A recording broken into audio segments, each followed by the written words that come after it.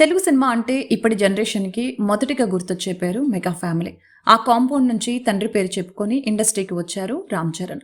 మొదట్లో తడపడిన శక్తికి మించి కష్టపడి తన నటనతో విమర్శల నుంచే ప్రశంసలు అందుకునే స్థాయికి ఎదిగారు. చరణ్‌ని ఒక యాక్టర్‌గా ప్రూవ్ చేసిన సినిమాల గురించి ప్రస్తావన వస్తే మొదటిగా గుర్తొచ్చేది లెక్కల మాస్టర్ గారి రంగస్థలం సినిమా. ఆ సినిమాతో ఒక కొత్త చరణ్‌ని అందరికీ చూపించారు.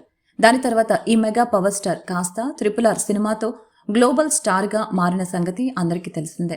అయితే తాజాగా చరణ్ ఇమేజ్ని మసగబార్చే కామెంట్ ఒక యంగ్ ప్రొడ్యూసర్ చేశారు. కెరియర్లో ఎప్పుడు ఒక చక్కటి క్రమశిక్షణతో మెలిగే చరణ్పై కామెంట్ రావటం కంగు తిన్నారు అందరూ. ఇంతకీ ఏంటా కామెంట్ అంటే, చరణ్ ఒక చీటర్, తను గెలవటానికి ఇతరుల్ని మోసం చేస్తాడు అని. ఈ మాట విన్న తర్వాత మెగా ఫ్యాన్స్ గరం గరం అయ్యారు. అయితే తీరా విషయం ఏంటా అని తెలుసుకున్న తర్వాత గమ్మత్తుగా నవ్వుకున్నారు. ఇంతకీ ఏంటా అని ఆరా తీస్తే ఈ మాటలు అన్నది ఎవరో కాదు, మెగా బ్రదర్ నాగపాపు ముద్దుల కుమార్తె కొనితెల నిహారిక. ఇంతకీ ఎందుకు అలా అన్నారు అంటే, తను కొత్తగా గృహప్రవేశం చేసిన ఇంటికి తన అన్నయ్యలైన రామ్ చరణ్, వరుణ్ తేజ్తో పాటు బావ సాయిధరం తేజ్ కూడా వచ్చారు. ఈ సందర్భంగా వాళ్ళు డమ్ షరస్ ఆడారు. అందులో చరణ్ అందరినీ చీటింగ్ చేసి గెలిచాడు.